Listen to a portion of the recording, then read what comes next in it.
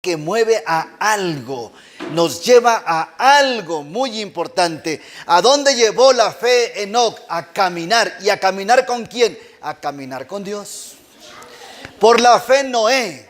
Ahora veamos a Noé. ¿Qué dice la Escritura en Génesis? Por la fe Noé edificó. Por la fe Abel ofreció. Por la fe Enoc caminó. Por la fe Noé edificó. Por la fe Noé, por la fe nosotros, ¿qué hacemos aquí? Hermanos, Abraham, por la fe Abraham salió, dice la Escritura. Por la fe Sara concibió. Qué interesante, hermanos. Todas las cosas que el Señor quiere en nuestras vidas es por la fe. La vida del cristiano es una vida de fe, amén. ¿Cuántas cosas no están a nuestro alcance?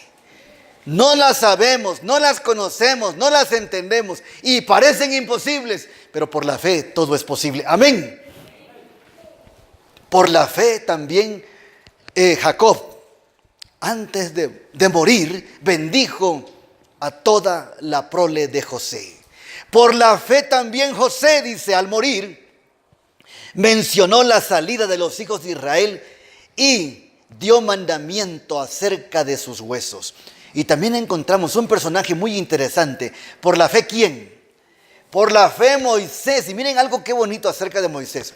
Por la fe Moisés, dicen los primeros textos de Hebreos, cuando fue pequeño, él fue echado en una cerca, en una barquilla, porque temían el decreto del rey.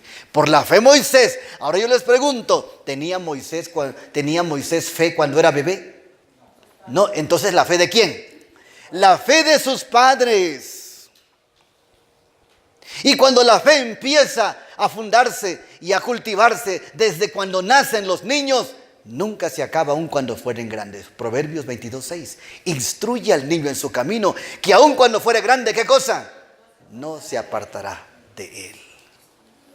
Todo lo que podamos sembrar en nuestros hijos, toda la semilla del evangelio, todo lo que podemos aprender de la verdad, enseñémoselos. Es posible que a veces nuestros hijos se desvían porque Satanás es malvado, pero esa semilla que sembramos allí brotará y dará frutos para vida eterna. Amén.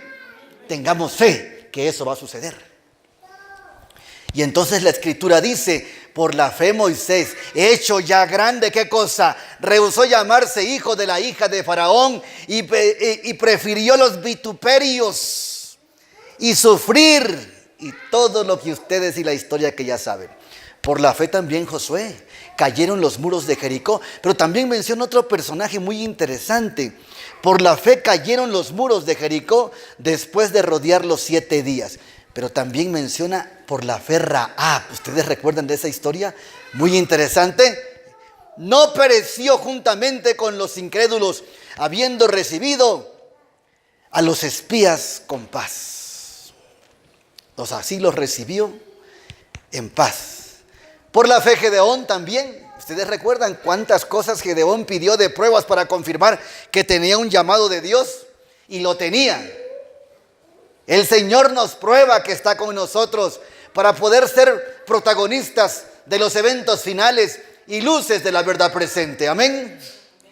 Por la fe Sansón. Miren este personaje. Cualquiera podría decir, ¿por qué está allí? Pero está allí. El Señor permitió que estuviera en la lista de los héroes de la fe.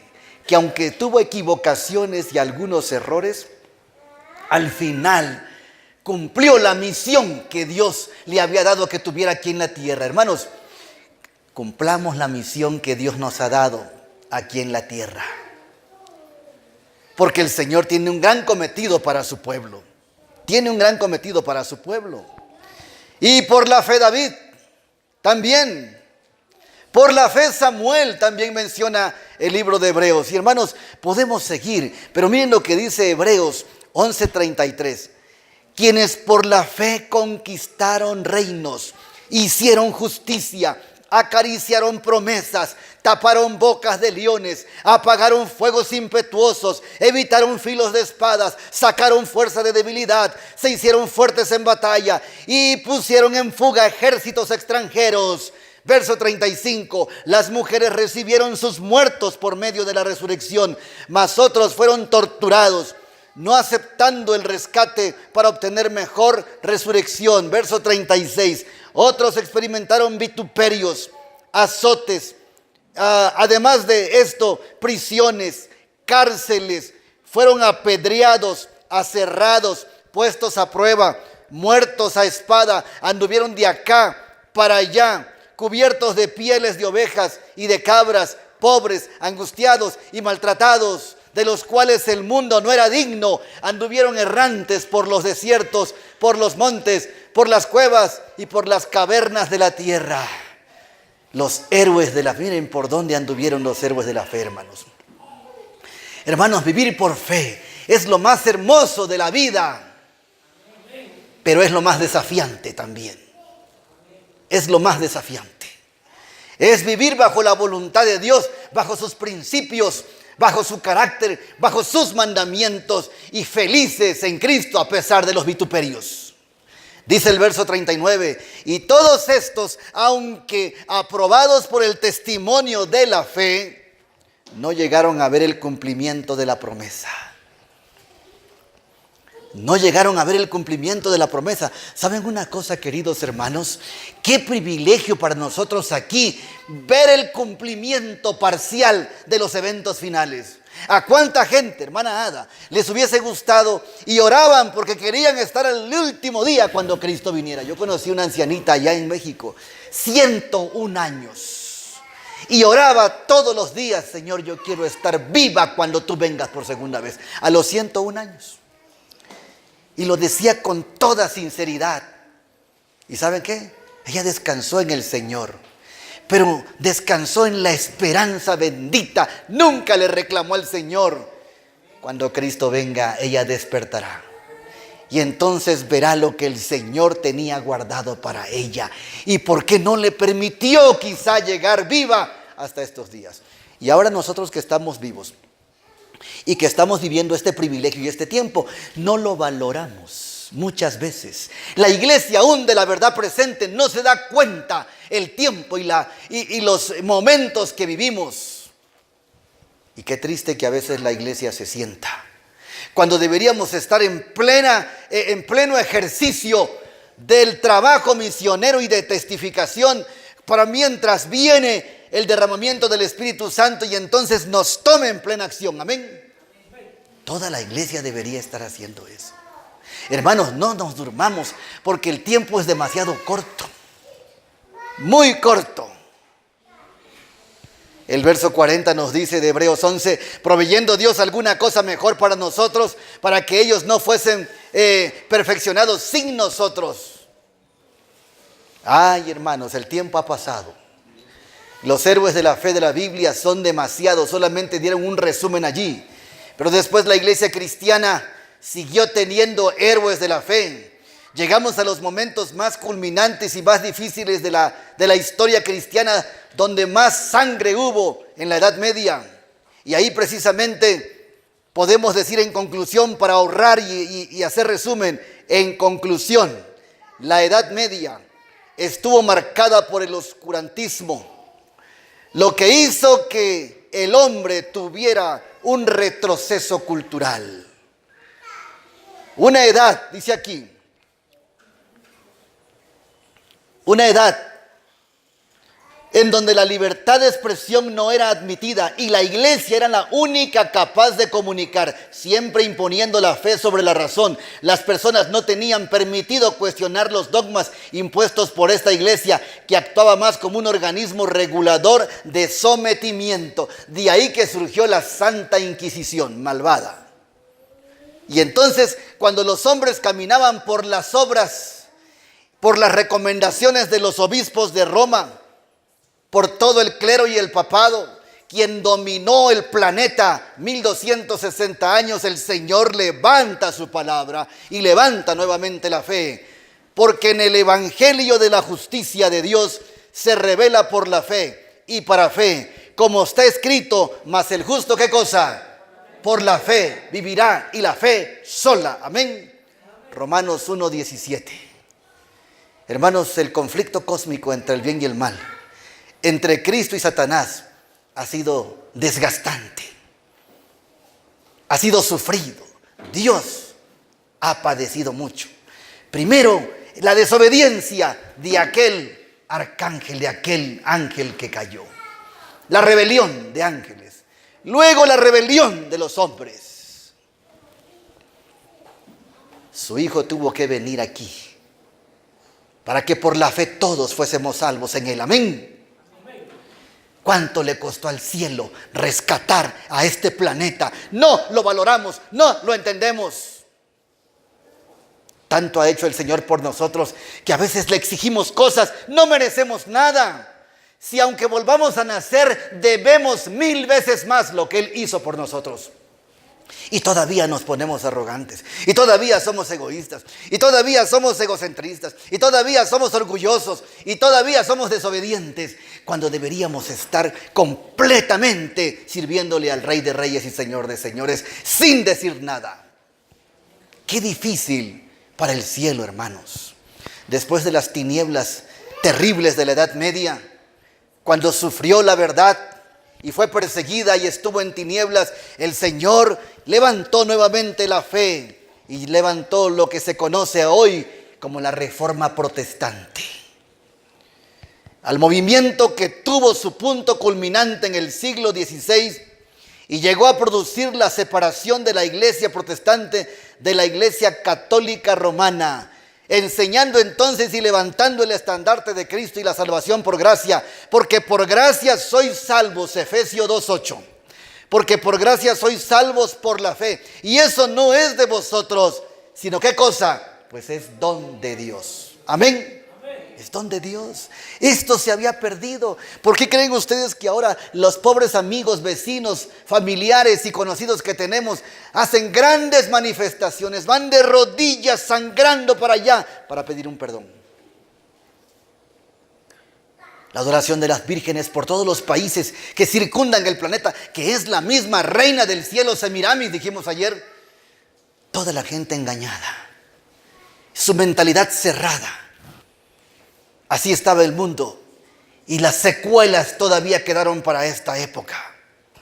Fue así que el Señor llamó a un personaje muy interesante que nació el 10 de noviembre de 1483 en la pequeña ciudad de Eisleben y pasó su niñez y juventud en la cercana Mansfeld. ¿Quién es ese personaje? ¿Quién es? Precisamente Martín Lutero.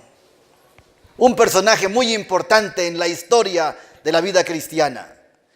Martín Lutero, hijo de Hans y Margaret Luther.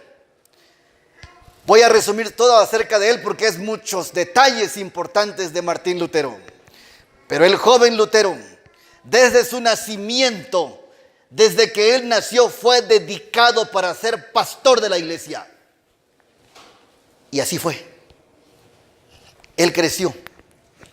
El joven Lutero se dedicó por completo a la vida del monasterio, empeñándose en realizar buenas obras. Buenas obras. En 1507 Lutero fue ordenado sacerdote y en 1508 comenzó a enseñar teología en la Universidad de Wittenberg. Para el 21 de octubre de 1512 fue recibido en el Senado, en la Facultad de Teología, dándole el título de doctor en Biblia. Lutero se caracterizó por exhortar a que la iglesia cristiana regresara a las enseñanzas originales de la Biblia, impulsando con ello, la reestructuración de las iglesias cristianas en Europa. Lutero quería que la iglesia volviera al redil, volviera a la Biblia, que la teología fuera bíblica, no fuera una teología papal. Martín Lutero se casó con Catalina de Bonn Bora. Su matrimonio con Catalina de Bora el 13 de junio de 1525 inició un movimiento de apoyo al matrimonio sacerdotal dentro de muchas corrientes cristianas. Desde esos años ya Lutero levantaba la voz contra el celibato católico, porque el celibato es pagano, hermanos. ¿Qué es el celibato? El hecho de que no está permitido a un sacerdote casarse. El celibato católico y las miles de casos de pedofilia, homosexualidad y fornicación. El celibato solamente ha servido para promiscuir a los hombres y a las familias que dirigen esa iglesia. Grandes multas en los Estados Unidos. Millones de dólares se han pagado para sacar a los sacerdotes de los juicios donde ellos han violado a niños y a niñas. Han abusado de ellos y de jóvenes, de mujeres, de hombres. Hermanos, es una abominación lo que sucede allá dentro el ocultismo dentro del catolicismo del Vaticano. Es terrible. Los sacerdotes, toda la línea sacerdotal del Antiguo Testamento eran casados.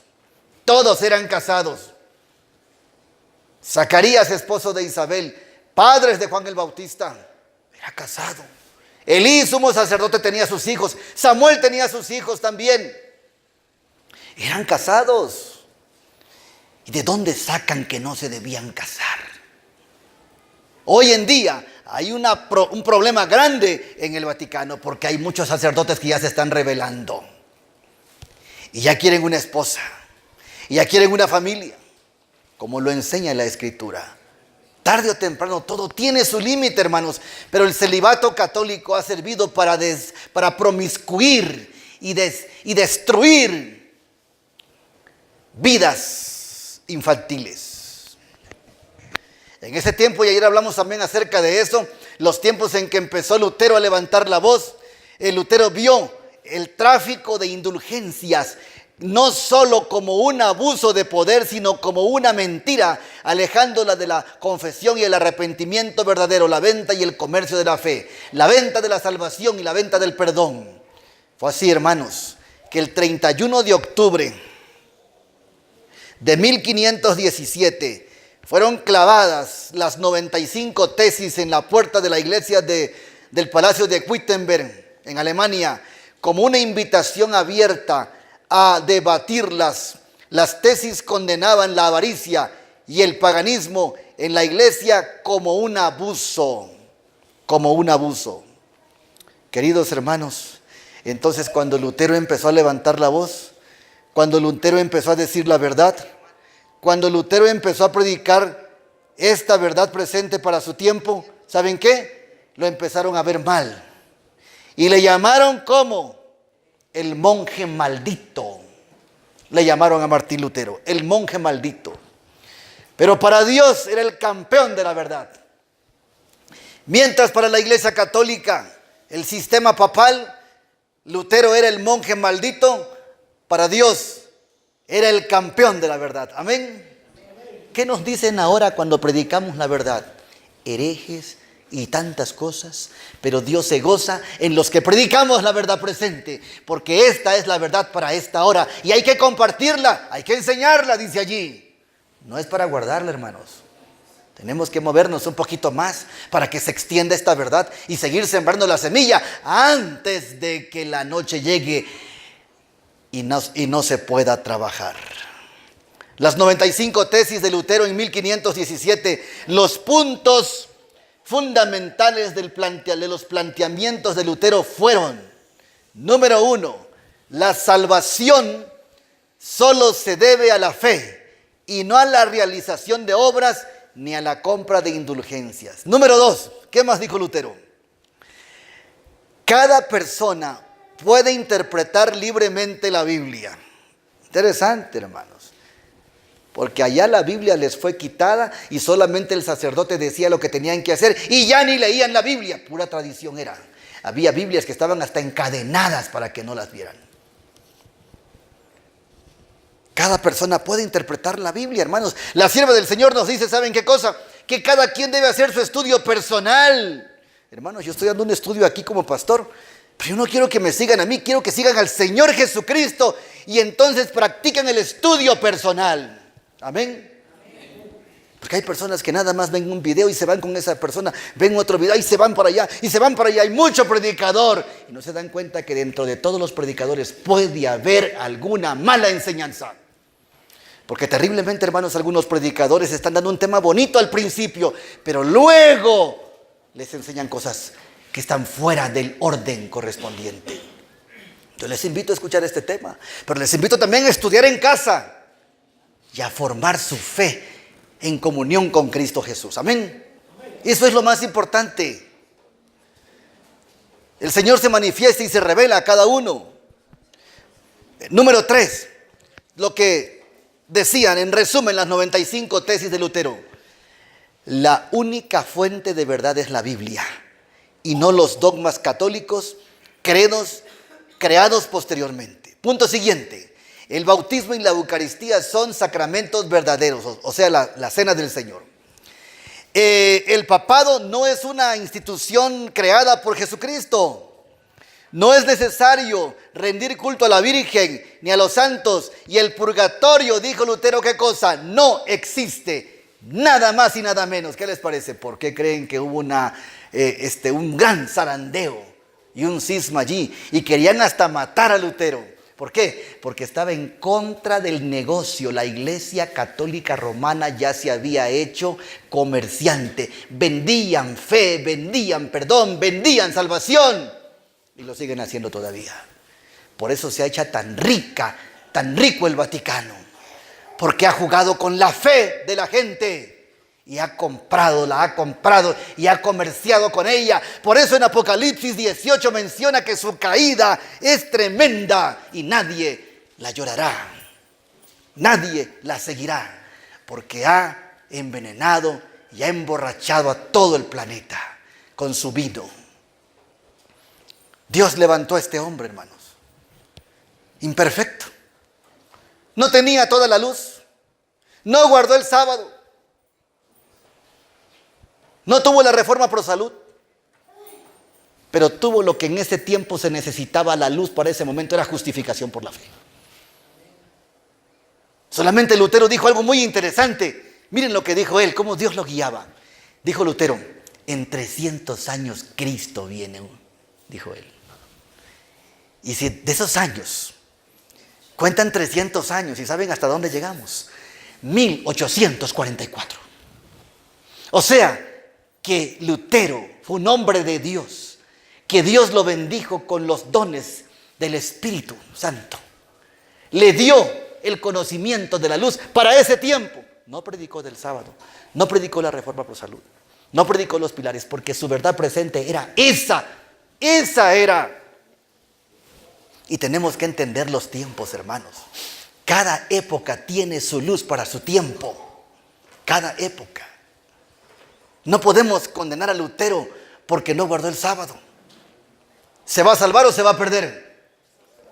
Pero si no guardó el sábado. Pero tenía el carácter de Cristo en su vida. No guardó el sábado porque no era la luz para su tiempo. El sábado llegó 300 años después con Elena G. de White y los pioneros adventistas. Cuando se fundó, después de 1844 llegó el sábado. La segunda venida llegó con Guillermo Miller. El advenimiento y el juicio. Y hermanos, es progresiva. La luz es progresiva. No somos futuristas, pero la profecía nos lleva dinámicamente hacia el futuro hasta que Cristo venga. Amén. ¿Sí? No podemos quedarnos allá atrás. ¿Cuánta gente reclama? Y quiero decirles esto, que sirva de enseñanza. ¿Cuánta gente reclama de Elena G. de White? Pero si ella dijo que pusieran regalos en el árbol. ¿Y qué tiene eso que dijo ella? ¿Saben qué? Ella dijo que la Navidad era para los paganos, aunque no habló más acerca de ella porque no era la luz para esa hora. Solamente dijo que era para los paganos. Hoy ya se ha destapado la gran abominación de la Navidad y el paganismo. Es luz para hoy, es verdad presente y no se debe guardar la Navidad. Porque allá en las corporaciones y muchas denominaciones y aún cristianos dicen, pero es que el linaje de White, y si quieren rescatar una fiesta pagana para hacerla cristiana y disfrutarla como lo disfrutaban en el pasado, tenemos que salir de todo eso. Dios no convive con ese paganismo que tiene que ver con todas las abominaciones en contra del cristianismo. No sé si tengan alguna pregunta, pero está claro. Algunos usan los escritos mal inducidos, mal estudiados para defender sus fiestas paganas. Es que aquí lo dice, miren, cuidado hermanos. La sierva de Dios habló poco acerca de ello, nunca se menciona que la celebró. Solamente recomendó lo que se debía poner en el árbol, pero nunca dijo pongan del árbol. Y si no hay más luz de ella acerca de eso es porque no era verdad presente para ese momento. Para hoy ya es. Amén. Nada de Navidad, hermanos. Eso no existe. Es algo pagano. Es adoración a Tamuz. Es adoración a Satanás, al sol. Queridos hermanos, el 31 de octubre se menciona como el día de la Reforma. Hubo otros personajes que apoyaron a Lutero, como Calvino, Zwinglion, Menón, entre otros también. Pero el principal fue Lutero, Martí. Él que a los 22 años, jovencito, tuvo el valor. El Señor le dotó de su Espíritu Santo para que enfrentara a la poderosa Iglesia Católica Romana. Él solito. No tengamos miedo, hermanos. La Iglesia Católica, el Vaticano es un poder político y de todo tipo, hermanos. ¿Saben una cosa? Es fácil que nos aplasten. Tienen el poder. Por más razón que tengamos, ellos nos pueden aplastar. Y nadie dice nada en el planeta. Pero la palabra del Señor nos dice, y la sierva del Señor nos dice que Cristo será nuestra victoria. Él peleará nuestro pleito. Nosotros solamente prediquemos la verdad. Lo demás lo hará el Señor. Amén.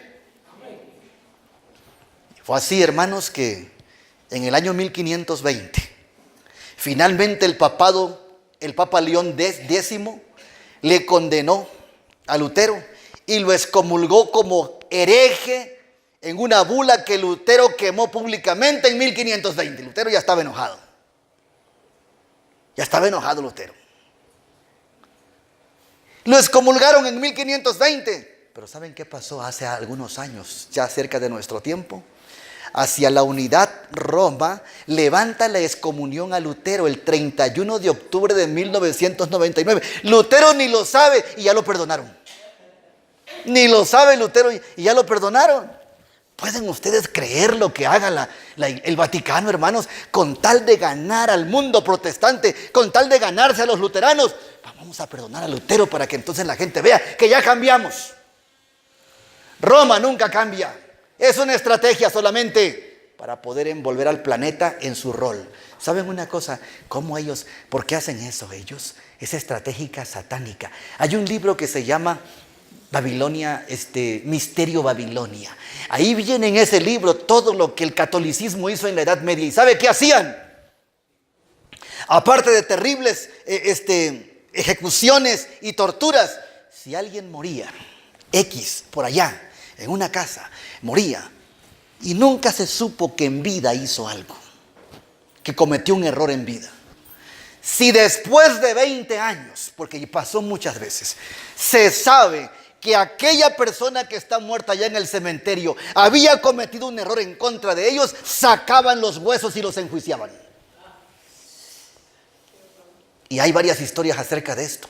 Sacaban la osamenta después de 20 años, la ponían ahí en una silla sentada, le ponían las ropas que debía tener y entonces hacían el juicio. Y uno de los juicios, antes de quemarlo, porque viene la historia en ese libro, antes de quemarlo, ¿saben qué hacían? Para que le dé vergüenza, que lo mandamos al infierno, hay que darle 10 vueltas al pueblo en un caballo.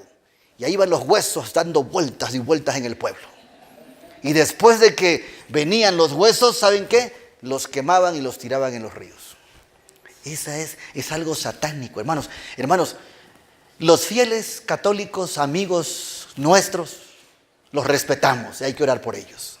Pero el sistema católico romano, vaticano, es satánico. Es satánico. Están combinados con ocultismo, masonería, illuminatis, espiritismo, satanismo, brujería. Eso no es cristianismo. Ponen iglesia católica. No es. Su sistema está muy corrompido ya. A Lutero lo perdonan y él ni lo sabe, hermanos. El 31 de octubre de 1517 comienzo de la Reforma Luterana o Protestante. 31 de octubre del 2017 se celebra entonces los 500 años de la Reforma. ¿Qué se celebró realmente? ¿Cuál fue la celebración? Aquí tengo un video que quiero compartir con ustedes. Pero ¿qué se propone las iglesias luteranas de Alemania y el Vaticano para esta fecha? Nada menos que ¿qué cosa? Anular la Reforma. Miren este video, creo que sí tengo sonido, ¿verdad, hijo?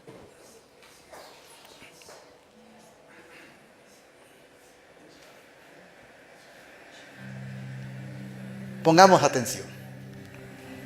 Al cumplirse 500 años de la Reforma Protestante, vemos que la mayoría de los dirigentes religiosos han dejado de alzar su voz contra los abusos del clero y prefieren celebrar cultos ecuménicos en unidad. Entonces nos preguntamos, ¿será que la protesta acabó?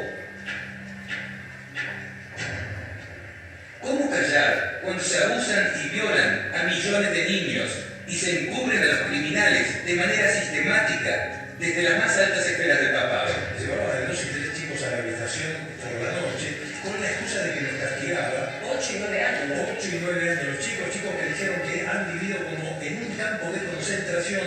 Ahora adultos lo definen de esa manera. Que para ellos era un campo de concentración, Lorena y ellos que les arruinaron la vida.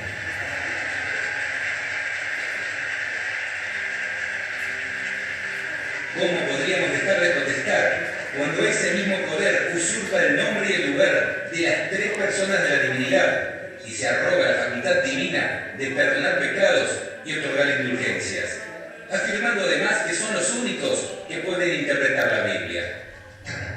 Habiendo Jesucristo dicho que no llamemos Padre en términos espirituales a nadie en la tierra, porque solo Dios es nuestro Padre Celestial y todos nosotros somos hermanos, ¿cómo no protestar cuando alguien engaña a miles y millones de personas usando el nombre de Dios al hacerse llamar su santidad, Santo Padre, Sumo Padre o el Padre de los Padres?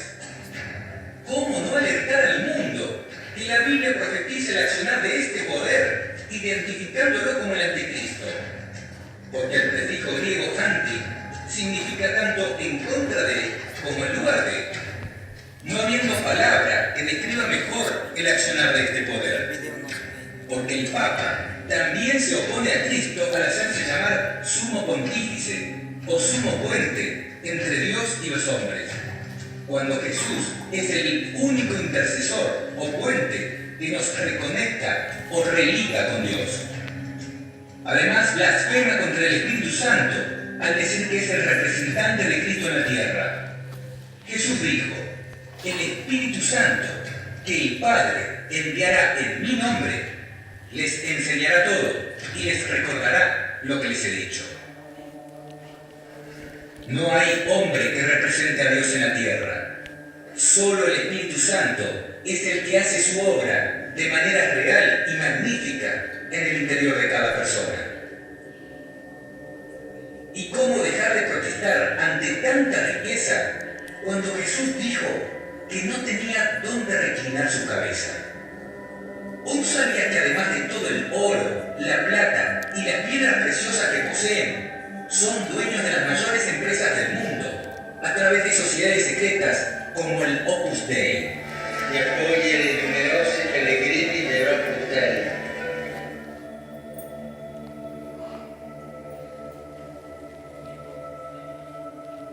¿Cómo podríamos dejar de protestar cuando aquel que se dice el representante de Cristo en la tierra habla muy bonito en nombre de Dios y de los pobres, pero recibe el poder del diablo para gobernar el mundo? ¿O podría dar Dios poder a la mayor red de pedófilos, corruptos y criminales de la tierra? No, es el diablo el que ofrece los reinos del mundo a quienes le rinden adoración. Jesús dijo, mi reino no es de este mundo. Sin embargo, el papado intenta hacer de este mundo su reino.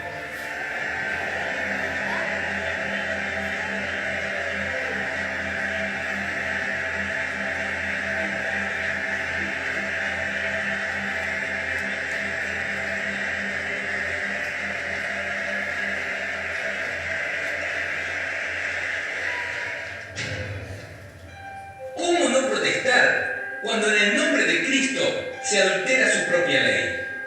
El sábado es el séptimo día de la semana. Si Dios ha ordenado en sus mandamientos santificar el sábado en su honor como creador, ¿por qué ellos pretenden imponer el domingo, el día pagano de adoración al sol, como día de descanso y culto obligatorio? Quizá ha llegado la hora de preguntarnos si trabajar el domingo constituye una verdadera libertad. ¿Cómo no decir nada cuando además eliminan el segundo mandamiento que ordena no hacerse imágenes sagradas ni rendirle culto? ¿Cómo dejar de protestar cuando la Biblia dice que los muertos nada saben y en la iglesia se realizan rezos y cultos a los muertos? Cuando la Biblia dice que Jesús es el único mediador entre Dios y los hombres y en la iglesia romana se promueven innumerables mediadores a través de las figuras de vírgenes y santos, Contempliamo la Santa Madre di Dio. ¿cómo no gritar a los cuatro vientos que la Biblia identifica también a este poder como Babilonia, la iglesia prostituta que engaña al mundo entero y que además ha perseguido, asesinado y torturado a miles y miles de personas, muchas de ellas verdaderos hijos de Dios, como Juan Hus y Jerónimo?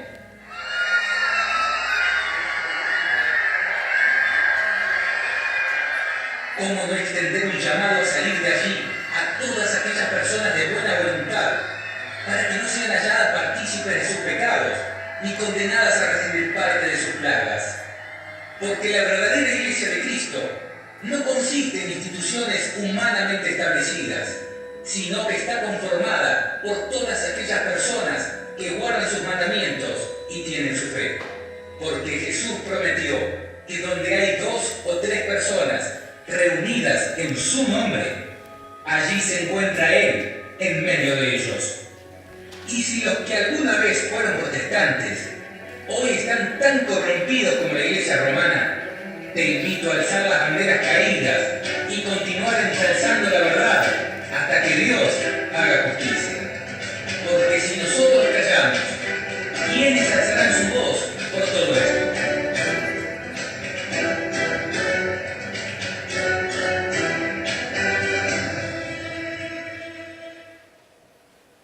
Qué impresionante video. No sé qué les pareció, pero es un video que dice la verdad. Así están las cosas en el mundo.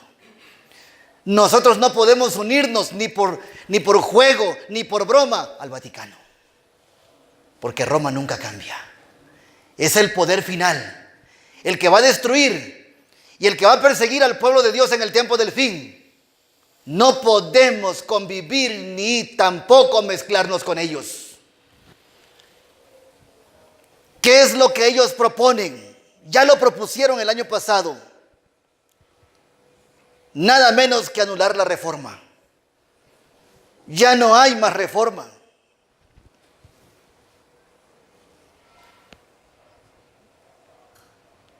Queridos hermanos, tenemos que comprenderlo.